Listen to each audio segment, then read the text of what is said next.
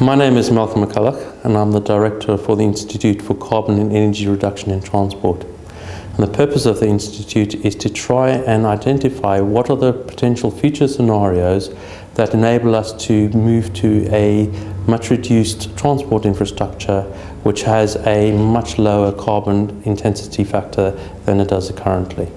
One of the things that we know is that we need to decrease the amount of carbon output per annum by at least a factor of 2 by the time we get to 2050. What's also compounding the issue is that people around the world are getting richer, and so therefore there's aspirations to have a number of increased vehicles. Also, we're finding that people are living further away from their work, so the travelling distance is a lot further.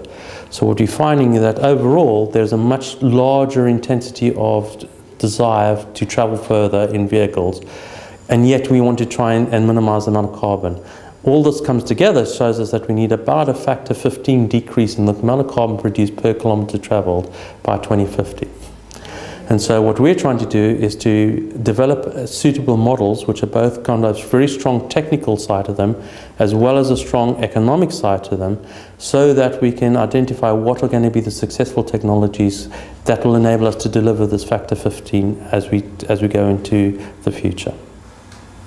The great thing about being in the James Martin 21st Century School is that it enables us to take this project much further than would be otherwise possible, and actually allows us to bring top-notch people into our group to enable us to really tackle this problem in a serious way.